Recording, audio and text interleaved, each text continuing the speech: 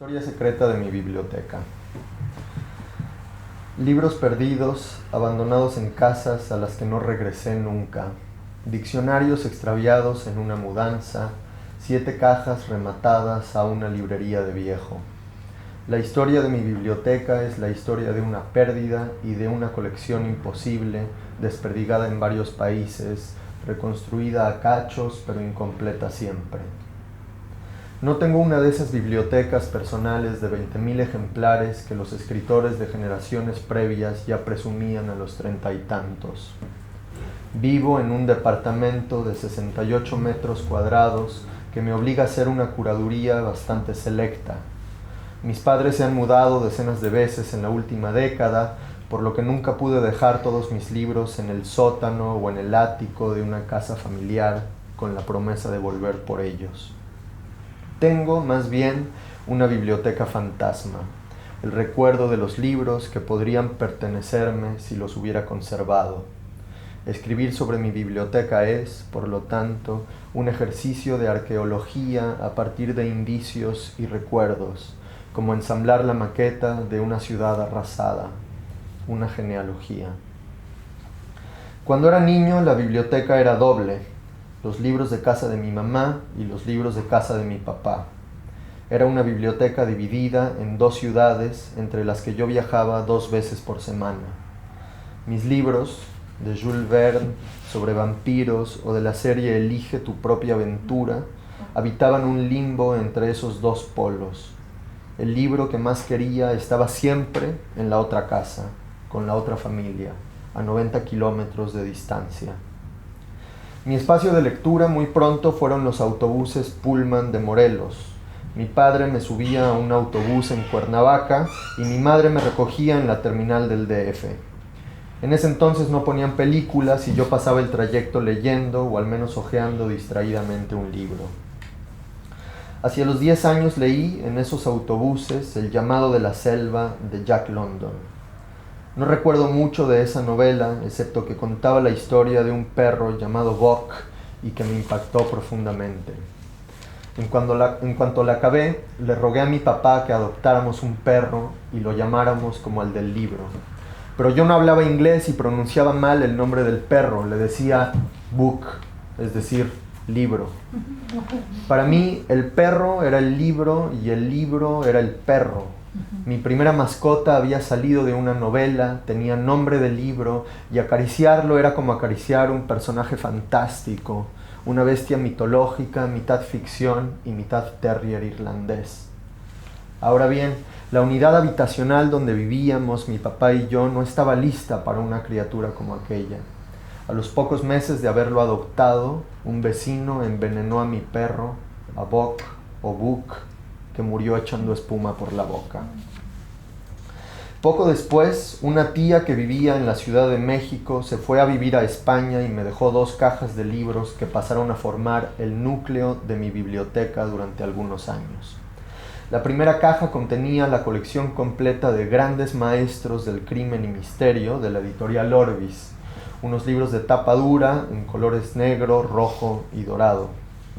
Me gustaría decir que con esa colección empecé a leer a Patricia Highsmith o a George Simenon, que son tal vez los autores con más prestigio literario de la serie, pero la verdad es que esas fueron lecturas posteriores. A mis 12 o 13 años, los escritores que me cautivaron y me convirtieron en un ávido lector de novelas de misterio fueron Agatha Christie, Chester Himes y sobre todo Rex Stout. El detective de Stout, Nero Wolfe, es un hombre obeso y sibarita que muy rara vez sale de su casa. Su insistencia en no moverse es extrema, radical, casi absurda. Desde el sillón de su estudio, Wolfe resuelve los más enrevesados crímenes por pura especulación, mientras su asistente, que es el narrador, hace el trabajo sucio y entrevista a sospechosos. El detective Nero Wolfe fue el primer personaje inmóvil que me fascinó. El primero de una larga serie que más adelante habría de incluir al Bartleby de Melville, a Estragón y Vladimir de Esperando a Godot, o a Proust, que recuerda el pasado desde su cama, entre muchos otros. Voy a quitar esto porque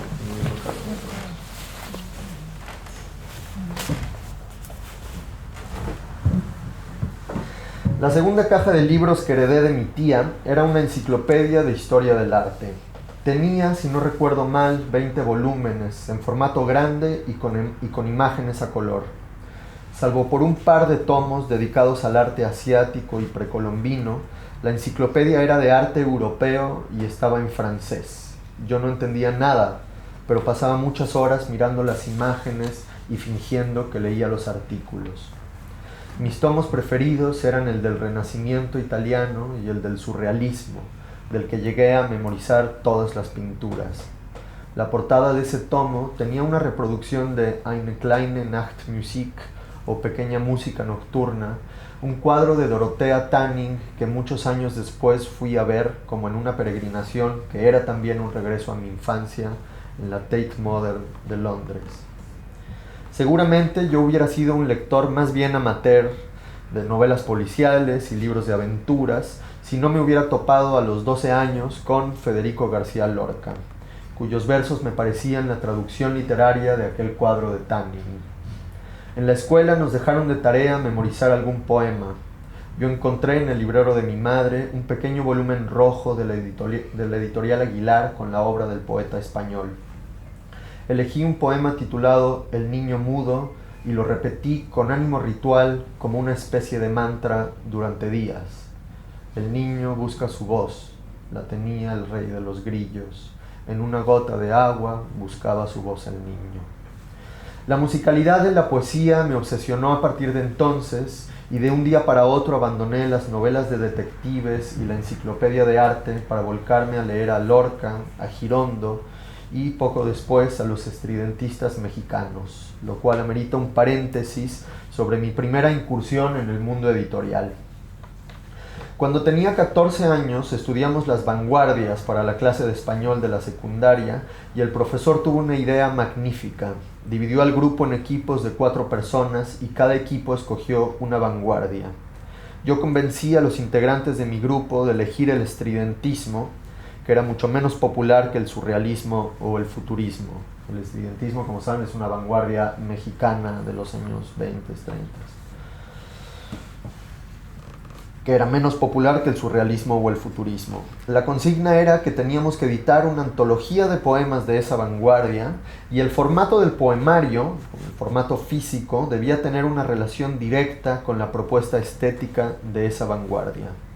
Así, por ejemplo, los que eligieron futurismo hicieron una especie de coche de cartón con los poemas escritos sobre la carrocería.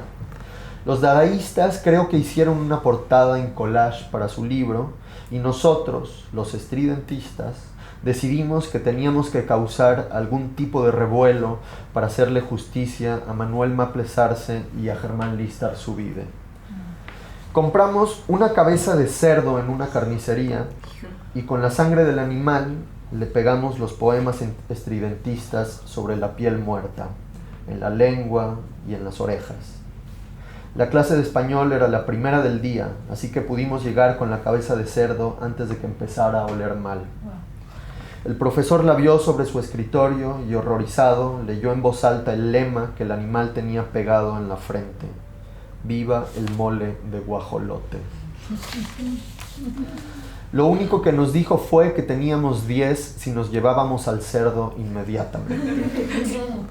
Mi biblioteca fantasma también está formada por los libros que he editado y ese, La cabeza de cerdo estridentista, fue el primero. Un libro efímero que existió el tiempo que tarda en descomponerse la carne. Un tiraje de un solo ejemplar que me valió la mejor calificación de mi expediente, en el que los 10 eran raros y una fama de problemático. Aunque he trabajado como editor desde hace 15 años y he publicado varios libros a lo largo de ese tiempo, creo que nunca he vuelto a tener un auténtico destello de genialidad editorial como ese que tuve a los 14 años. La adolescencia de mi biblioteca tiene 2 libros paradigmáticos que leí casi al mismo tiempo, aunque no tienen nada que ver uno con otro. Por un lado, Más que humano, de Theodor Sturgeon, en la edición de Minotauro. Por otro, El corto verano de la anarquía, de Hans Magnus Enzensberger. Ambos libros los leí durante un viaje a la selva a mis 16 años, en el que también probé los hongos alucinógenos. El de Sturgeon, un clásico de la ciencia ficción, inauguró una beta de mi vida como lector que me llevó a Olaf Stapledon y a Bradbury, y que a veces, cuando me agarra la nostalgia, revisito, parodia mediante, en los libros de Kurt Vonnegut. El de Hans Magnus Enzensberger me inflamó de heroísmo anarquista durante algunos meses. El libro, una especie de novela de no ficción, narra las gestas de Buenaventura Durruti al frente de su columna durante la Guerra Civil Española. Entre julio y septiembre de 1936, el presidente de la Generalitat, Luis Companys, entregó el poder de Cataluña a las fuerzas anarcosindicalistas que gobernaban de facto en las calles. Mi abuelo, que era un niño español atrapado por la guerra, estaba en Barcelona en ese momento y hasta el día de hoy le gusta presumir que vivió bajo el único gobierno anarquista de la historia. Mi bisabuela, es decir, su madre, había ido recogiendo niños huérfanos de familias republicanas de camino a los Pirineos que pretendía cruzar para huir de la guerra. Mi abuelo, rodeado de pronto de una manada de chamacos asilvestrados, recorría las calles de la ciudad en medio del desmadre general, buscando casquillos de bala percudidos para vender a los compradores de chatarra. Estas historias me las contó él, mi abuelo, porque me vio leyendo aquel libro de Enzensberger sobre Durruti. Pero también de mi abuela guarda un recuerdo importante en mi biblioteca. Mi abuela, María Teresa Pombo, se interesó por el psicoanálisis desde sus años de estudiante de medicina en el Madrid de la posguerra y terminó ejerciendo de psicoanalista durante más de 40 años en la ciudad de Ginebra, a donde se mudó con su marido huyendo de la cerrazón franquista en los años 50. Como regalo de bodas, alguien le dio a mi abuela los 3 primeros volúmenes de las obras completas de Sigmund Freud en la traducción de López Ballesteros, que era la única que existía entonces. Mi abuela subrayó profusamente esos libros durante décadas antes de regalárselos a mi madre, quien a su vez los leyó y los subrayó antes de dármelos a mí. Atesoro esos 3 tomos como ningún otro ejemplar de mi biblioteca. En las varias capas de ese palimpsesto de mujeres lectoras que me preceden, en ese linaje femenino de anotadoras al margen, de glosas y comentarios del padre del psicoanálisis, está, elijo creer, el origen de mi vocación como narrador. Con mi entrada a la edad adulta y a la carrera de filosofía en España, mi biblioteca personal se independizó por completo de la de mis padres y empezó a crecer a un ritmo más estable, alimentada por las lecturas obligatorias de la universidad.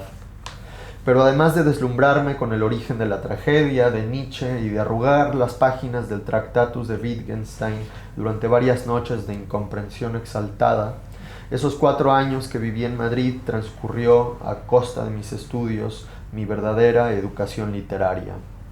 Leí Residencia en la Tierra de Neruda y luego perdí el libro en un concierto de Iggy Pop en el que también perdí el conocimiento.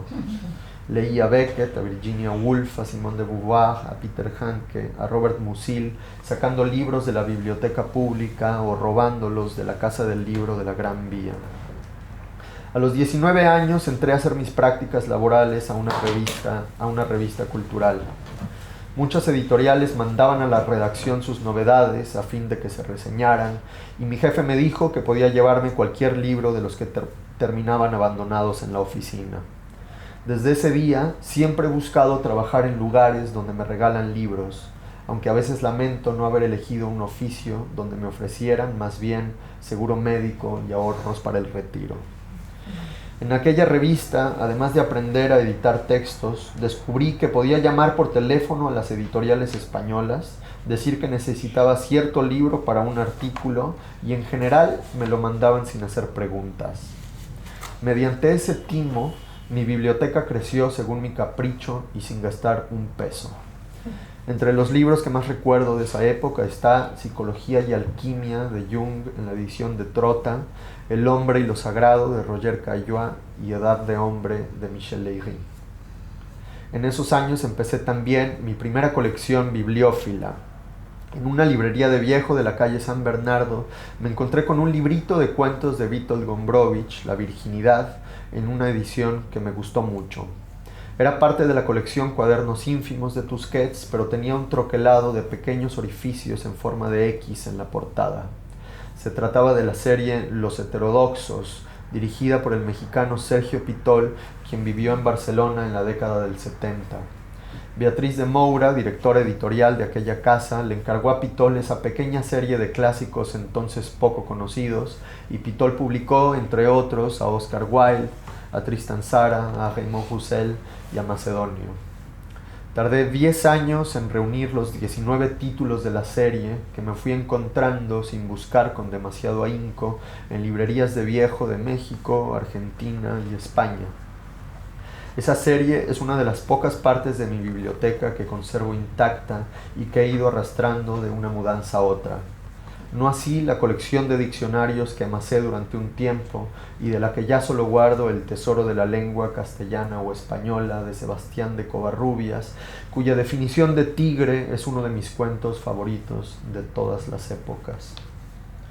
Volviendo al librito de Gombrowicz, el de la virginidad, fue también el libro que me llevó más adelante a leer los diarios del polaco, con los que se inauguró mi afición por la lectura de diarios personales, que hoy día está en el centro de mis intereses estéticos. Desde hace un par de años empecé a coleccionar diarios íntimos y retomé la escritura de mi propio diario que empecé en la adolescencia y que llevaba varios años en pausa. Cesare Pavese, Pizarnik, Julio Ramón Ribeiro, Silvia Plath, Tolstoy, Catherine Mansfield, Salvador Elizondo, Anaïs Nin, Kafka, Susan Sontag, Hilde Viedma, Pessoa, Virginia Woolf, José Donoso, Jules Renard y André Gide son algunos de los autores de esa pequeña colección de diarios. Mi biblioteca de diarios íntimos crece a razón de 2 libros por mes, más o menos. Libros que leo desordenadamente, nunca de un tirón, jugando a veces a que funcionan como un oráculo. Leo 5 o 6 entradas distintas correspondientes a un mismo día, por ejemplo, al 17 de octubre, y finjo que aquello tiene algún sentido adivinatorio. Hace poco más de un año volví a vivir a la Ciudad de México después de pasar 3 años en Montreal.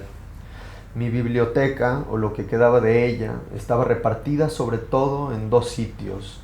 Unas cajas de cartón en un departamento de mi mamá al sur de la ciudad y un par de libreros llenos que le dejé encargados a un amigo en la colonia Roma. Mi amigo perdió su casa en el terremoto del 19 de septiembre de 2017. Los libros, suyos y míos, cayeron al piso junto con fragmentos de muro, trozos de yeso y vidrios rotos. Mi amigo logró rescatar la biblioteca y su colección de discos en vinil y se los llevó a otro departamento, en la colonia Narvarte, donde yo pasé a buscar mis ejemplares con un par de maletas grandes a finales del año pasado. Mi biblioteca ahora convive con la biblioteca de Ana, mi pareja, que es hija de exiliados argentinos que huyeron a México por la dictadura militar. Nuestra biblioteca está organizada por orden alfabético de apellido del autor, sin distinción de géneros. Empieza en los libreros de la sala, que son los más grandes, continúa en el estudio y al final del abecedario está en el pasillo frente a la puerta del departamento. El orden alfabético traza un recorrido desde el ventanal hasta la puerta, siguiendo el sentido de las corrientes de aire. Esa convivencia más o menos azarosa de nuestros libros ha reunido mi historia y la de mi familia con la de ella y los suyos. Nuestra biblioteca común es resultado de mudanzas, exilios, viajes y anécdotas que pasan por México, España, Argentina, Chile, Suiza y Quebec. No son muchos libros, pero entre todos de alguna manera dibujan una genealogía, la nuestra. A veces Ana me cuenta el origen de uno de sus libros, las obras completas de Borges que su abuelo compró por entregas con el periódico, por ejemplo. Otras veces le cuento yo la historia de esa primera edición que Raúl Zurita me dedicó hace años durante un invierno santiaguino. Y así nos vamos leyendo y nos conocemos más a fondo por la intermediación de los libros que tenemos o que tuvimos. Gracias.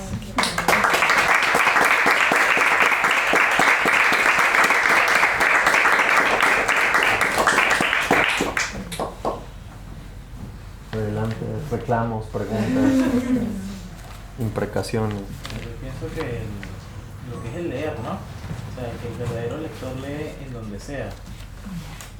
O sea, se me viene a la mente cuando leías en el colectivo yendo de una ciudad a otra y yo he hecho eso también, o sea, no sé, comencé leyendo a los 14 años y recuerdo que sacaba los libros de la biblioteca del secundario y no leía lo que me daban en clase, sino los libros de la biblioteca y me iba en el colectivo al secundario, era leyendo los libros que sacaba de la biblioteca. Entonces yo digo, creo que el lector de verdad lee en donde sea. Sí, yo de todas formas yo creo que me he vuelto más sedentario. snob, sí. O sea, como que antes podía leer mucho más fácil en casi cualquier sitio y ahora me cuesta más, también porque la Ciudad de México se ha ido volviendo más y más ruidosa.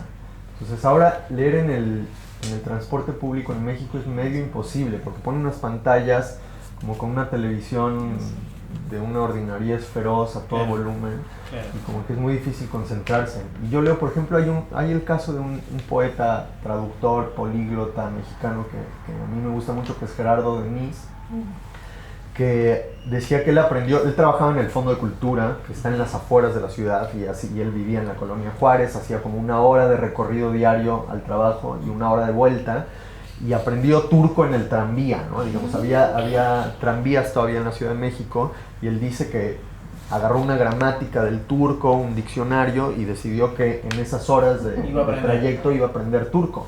Y luego tradujo libros del turco, y, o sea, digamos, no sé si hablaba, pero leía y traducía turco, bueno, era algo corrientemente, ¿no? Que digo, a mí me encanta poderle echar la culpa al ruido del transporte colectivo, para explicar por qué no sé turco. Digamos, seguramente no podría aprender turco de ninguna manera, pero sí se ha vuelto más difícil. Pero sí, por otro lado es verdad que hay como una especie como de avidez de leer o sea, que imagina esa etapa de esos primeros años, que uno tiene esa avidez de como que el libro que se te atraviesa el libro que quieres leer. Sí. O sea, no sé, yo lo sentí así. Y aparte que como que nace, ¿no? Creo que el lector es algo que nace de uno, porque los libros están, pero yo creo que el amor a la lectura es algo que, no sé, yo pienso que nace y tú no te lo explicas cómo. Sí, creo que tiene mucho, por lo menos en mi experiencia, como que sí fue importante el papel de los mediadores de lectura, ¿no? Sí hubo gente que me acercó a los libros, o sea, sí hubo gente que me dijo, lee esto, lee otro, o sobre todo no leas esto, por ejemplo. O sea, la sección de libros prohibidos en la casa familiar siempre fue muy importante, porque saber que había libros que yo no debía leer me decía que había algo ahí muy interesante, ¿no? Digamos, que había algo en esos libros que los hacía más atractivos, ¿no? Claro, por ejemplo, en la etapa de la adolescencia yo leí El amante de Lady Chatterley, sí. Imagínate. O sea, en la etapa de la adolescencia leyendo un libro de eso. Sí.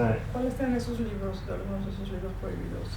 En la casa de mis abuelos, mi abuelo materno, que es, digamos, muy sátiro, tenía ahí una colección de Sade, del Marqués de Sade, en el sótano, y esos eran heavies, pero la mayoría estaban en francés, entonces me eran un poco inaccesibles. Y en casa de mi mamá eran más Bukowski, Burroughs, como libros de anagrama que yo no podía tocar. Sí.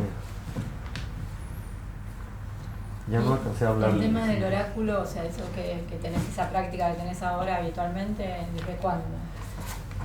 Digamos, siempre tuve una educación medio New Age y mucho pensamiento mágico, que más o menos he ido adaptando y parodiando a lo largo de mi vida. Pero sí, o sea, con respecto a la lectura sí tengo una especie de remanente de ese pensamiento mágico. O sea, sí siento que de pronto el libro que me tiene que llegar me llega, ¿no? Como que hay lecturas que casi como por ósmosis toco el libro y sé que hay algo ahí que tengo que leer, ¿no? Y con los diarios, que es con los que practico el sistema oracular, pues leo la entrada del día de hoy, a ver qué le pasó a Virginia Woolf un 17 de octubre de cualquier año, y trato de hacer como si fuera una especie de I Ching personal, Bien. lo cual es bastante forzado a veces, o sea, requiere una sobreinterpretación creativa. Claro, está bueno. Sí. Bien. Bueno, como hay ahora tantos escritores, y me imagino aquí en Argentina que has conocido, hay una, en cuanto a la publicación de libros, ¿qué tipo de libros lees de los jóvenes, de los nuevos escritores en México, de Argentina, de Chile? ¿Si los lees o si que hay muchísimo ahora que leer? Sí los leo. Soy muy desordenado en mis lecturas. Entonces como que a veces de pronto me da racha de leer más contemporáneos o con gente de mi generación y los leo. Siempre tengo una pila de libros, digamos, libros de amigos que quiero leer y que sé que voy a leer en algún momento, pero como que les doy tiempo. Y en general me espero que pasen un poco de moda, o sea, como que los libros que están muy de moda y de los que se habla mucho, me gustan no saber de qué están hablando. Me gusta como quedarme un poco afuera y no entender muy bien el hype en torno a un libro, y después a lo mejor lo leo un año después, un par de años después, y lo disfruto mucho. Y he leído mucho, sobre todo, pues no sé, por ejemplo, de gente de mi generación en México, Valeria Luiselli, Verónica Gerber, Daniela Tarazona, que también está editada acá, por cierto, es muy buena. Y ahora pues me estoy armando una pila de libros argentinos, chilenos también, porque pasé por Santiago y yo creo que tengo material para leer como los próximos años, libros de editoriales de acá. Pero sí, también, digamos, soy bastante argentinófilo en mis lecturas. ¿Tú dirías que la literatura, porque un amigo dijo que la literatura argentina está en su apogeo y digamos, que no se compara para nada con la literatura mexicana? Quiero así tirar un poquito la... Sí, o sea, yo creo que la literatura argentina un poco vive en una especie de apogeo constante desde que existe. No lo digo porque estoy en Argentina, realmente lo creo, no lo dije en Chile, no les diga. La literatura mexicana es rara, o sea, digamos, la literatura mexicana tiene cosas interesantísimas que pasan un poco desapercibidas y después, años después, nos damos cuenta de que no le hicimos caso a Josefina Vicens o a Elena Garro, ¿no? Y tiene como esas lagunas sobre las que después regresamos como para enmendarle la plana a los contemporáneos de las escritoras o los escritores. Y tengo un poco como esa sensación, como que es una literatura como de injusticias que después se subsanan. Pero también hay un muy buen momento, creo. O sea, como que también en México se está escribiendo muchas cosas muy interesantes ahora. No sé si en todas las generaciones. Soy muy lector de poesía, por ejemplo, y creo que hay una generación de poetas súper interesante en México y en general una tradición poética muy sólida.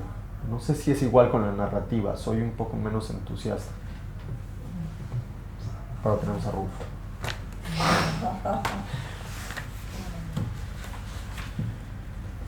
Bueno, yo pienso que México y Argentina son como que los dos pilares de la cultura en Latinoamérica, pienso yo. Sí, pero o sea, siempre es más verde el paso del vecino, ¿no? Sí pasa un poco eso, pero sí, efectivamente, y en términos también, digamos, como de... Bueno, el boom literario... Potencia editorial, sí. Como potencia editorial, lo que era México DF y Buenos Aires, en los años 60, puede ser, ¿no? Más atrás, eran como que se publicaban las publicaciones de autores europeos y se hacían acá. Sí, un montón, se traducía mucho y sigue siendo igual una potencia, o sea, se publica muchísimo. Tiene la calle Donceles, que es una de las calles más largas de libros de viejo. Sí, y hay cosas muy buenas, la verdad. Igualmente acá en Buenos Aires tienen la avenida Corrientes de libros de viejo también, cosas que es algo muy interesante porque en Caracas no pasa eso. Hay, pero no es pero esa no es cantidad. Así como una calle, sí. Y no fue una capital editorial. Sí, es verdad. Otra anécdota de mi biblioteca que ya no alcancé a meter es que justamente La vez pasada que vine, yo andaba buscando libros de Leónidas Lamborghini, que cuando vine a Buenos Aires, ¿no? Y tenía como la misión de ir a conseguir libros de Lamborghini a varias librerías de Leónidas, a varias librerías de viejo acá. Y entonces así, bueno, busqué como en Mercado Libre y llamé a varias librerías y me fui a cada una y compré todos los libros que pude de Leónidas Lamborghini, primeras ediciones, me dejé los ahorros de la vida y me las llevé todas a México y poco después, como un par de semanas después, vinieron también a Buenos Aires unos amigos, Luigi Amara y Viviana Benchushan, que son dos escritores mexicanos que por coincidencia estaban obsesionados con Leónidas Lamborghini al mismo tiempo que yo y llegaron a buscar todos los libros y entonces iban a una librería y decían, no, ya se los llevó el mexicano. Y me sentí muy bien de haberles ganado la primicia de todas esas ediciones. Subieron de precio. Sí. Y ahora me tienen muchísimo rencor. ¿Y allá de Leónidas no encontraste en México? En México circulan, digamos, los de Adriana Hidalgo a cuentagotas, porque la distribución de Adriana Hidalgo es azarosa, de pronto llega como una carga y hay libros en las librerías y luego desaparecen durante un tiempo y casi que ya, ¿no? No hay muchos más. No, creo que son los de... Solo Adriana Hidalgo, todos los demás son muy difíciles y es raro, digo, Leónidas estuvo exiliado en México, el Odiseo confinado lo escribió entre las líneas y al margen de un suplemento cultural mexicano que también habla un poco como del lugar marginal que tuvo en la vida cultural y pública en México. No fue como otros exiliados argentinos como Hellman, que terminó, digamos, siendo parte central de la vida cultural de la Ciudad de México. Leónidas Lamborghini siempre se mantuvo un poco a distancia, trabajaba en un banco, no hacía vida social de escritor ni nada parecido. Y yo creo que también por eso no lo publicaron allá. Es que también era marginal acá. Claro. Sí, era marginal dentro de una marginación tras otra, ¿no? Bueno, no sé si tan marginales, pero Gabriel García Márquez y Álvaro Mutis como que le dieron más importancia en México que en la propia Colombia. Sí, recibimos muchos, digamos, se fueron Mutis, García Márquez. Los dos, por cierto, tuvieron casa en Cuernavaca, que es un tema, digamos, de la ciudad esta, una de las dos ciudades donde pasé mi infancia, que es una ciudad donde siempre terminaban yéndose los escritores, ¿no? Manuel Puig también vivió y murió en Cuernavaca. Y sí, a García Márquez me lo encontré en una carnicería en Cuernavaca cuando era chico, me quedé pasmado.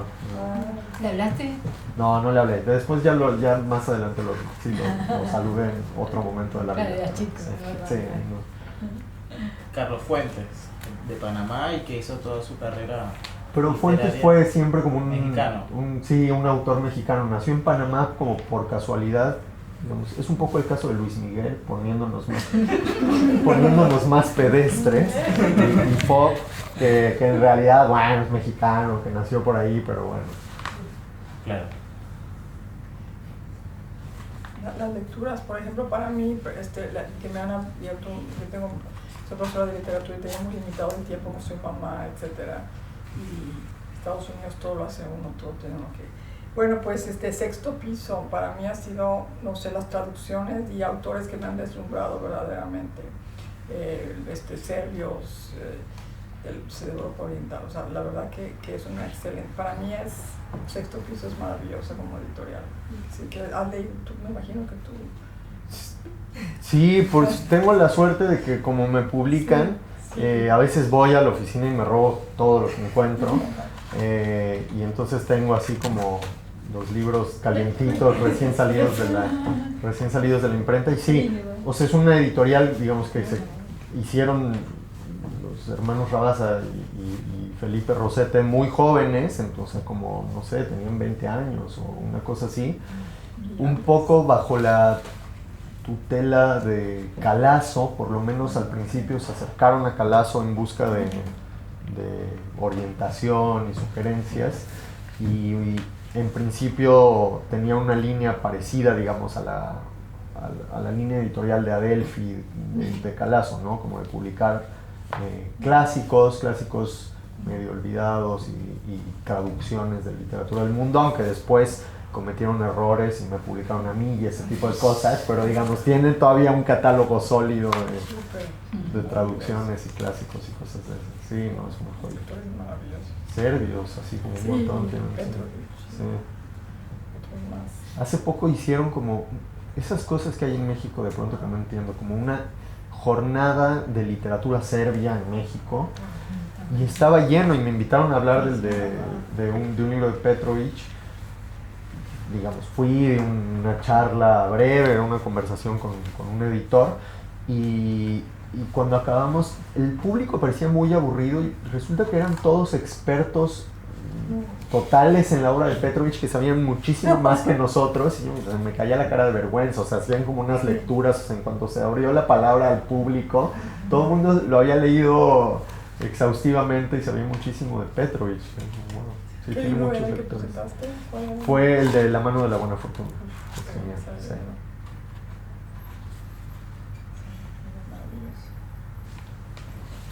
Bueno, si quieren pasar a tomar una copa de vino y seguir charlando, los invitamos también. Así que les agradecemos mucho a Daniel y a todos ustedes por haber compartido este momento en nuestra librería, en nuestra biblioteca. Así que les agradecemos mucho y bueno, un aplauso para Daniel.